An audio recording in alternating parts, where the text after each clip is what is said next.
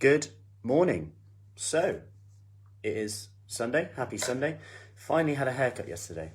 Finally, after lockdown. And before it got to the end, it got to the moment of lockdown and I was due a haircut. But I didn't have time to actually put it in. So, what I wanted to talk about today is fussy eaters and kids' nutrition. Okay? So, fussy eaters and kids' nutrition. Partly because they're actually up now. I can hear them. So partly because when it comes to kids' nutrition, when it comes to fussy eaters, we can actually learn a hell of a lot because all of it actually aligns up with that.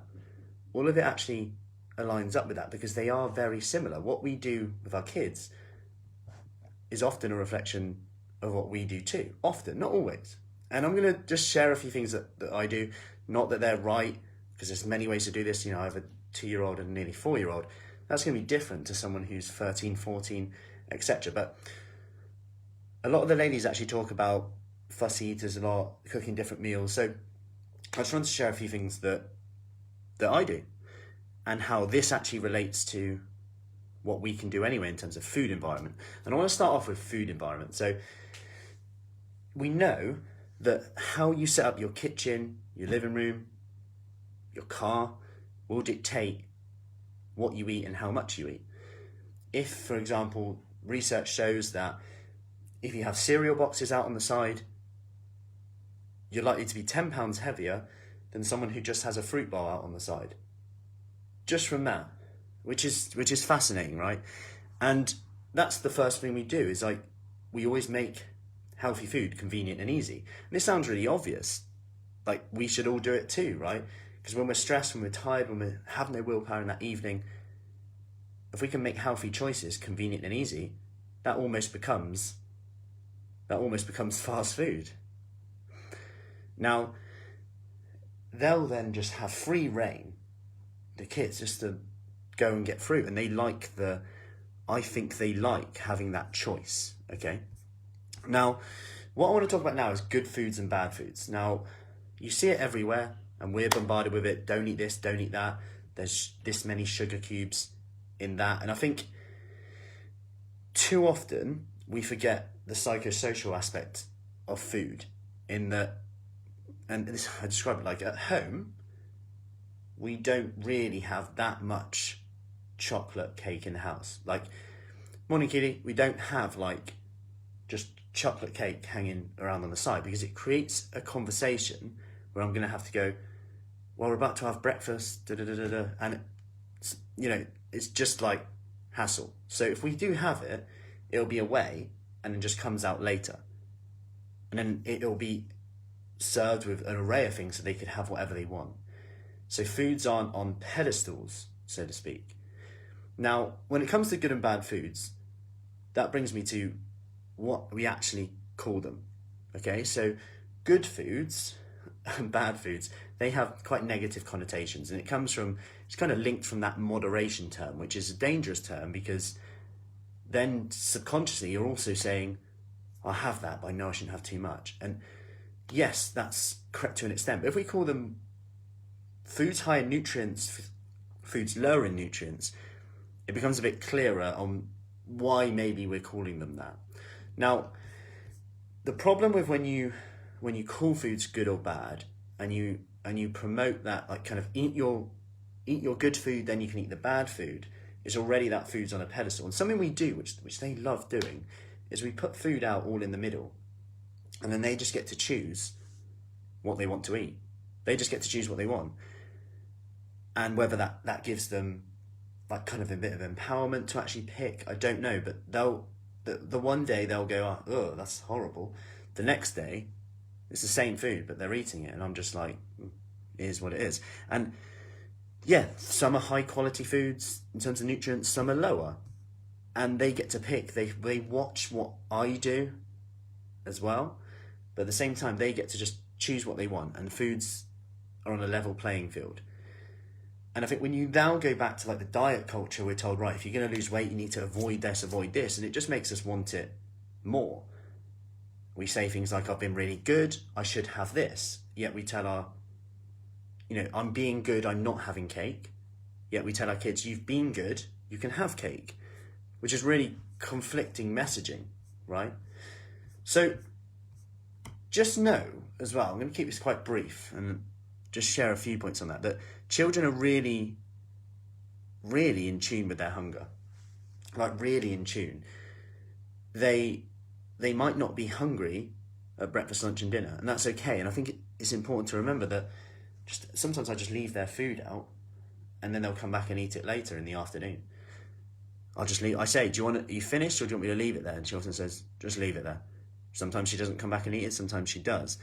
But the thing is that in the evening then, they'll make up for it. But it can be very tempting to go, are they eating enough? Is she eating enough? Do you want this? Do you want this? Do you want that? And it just becomes a bit of a fight. That is what it is, what's there. Remember, this is just my opinion on it. But we can get into that battle of like, have that. And just we're chasing different tastes. And that brings me on to taste in that you can't really expect kids to eat vegetables plain and bland without salt or butter or anything like that.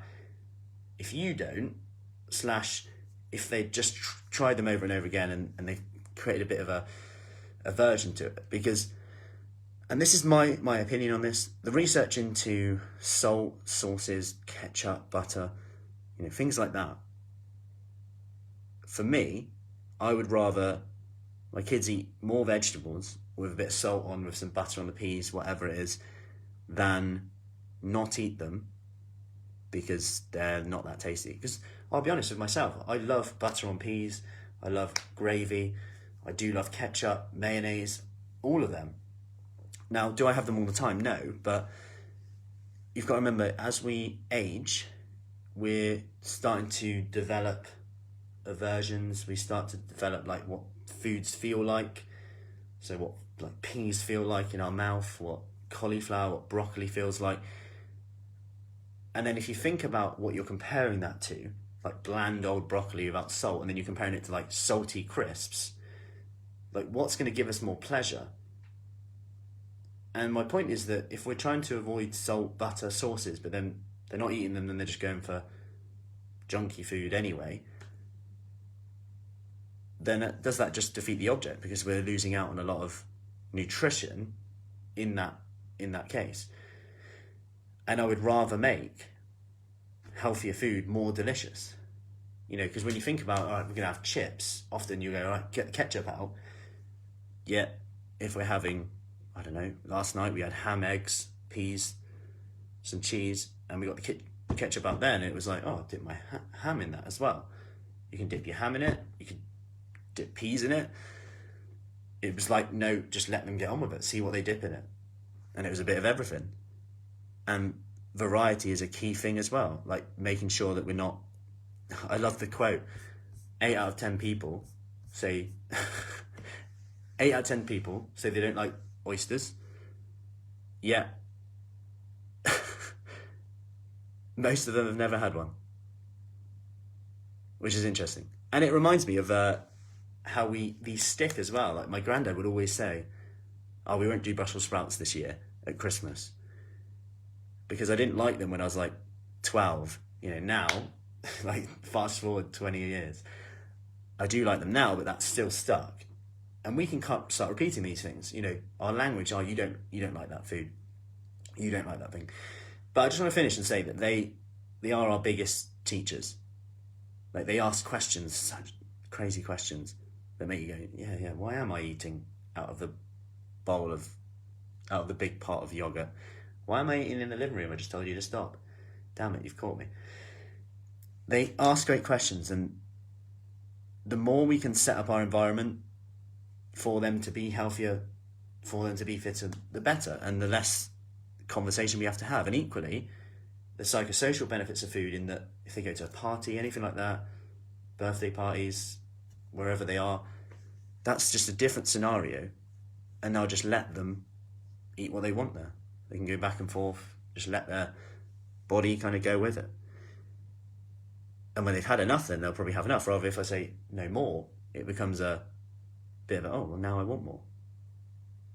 So I just wanted to share that, as a lot of people often get messages on the stories that I share them, like, you know, when they eat like mackerel and stuff like that.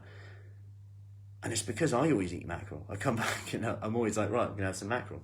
Then they'll just follow, they'll just copy. So I hope that helps. Little bit of a quick one. I'll write this in a bit of a more of a blog in depth if you're interested in this. And any questions on that, do let me know. And speak soon. Take care.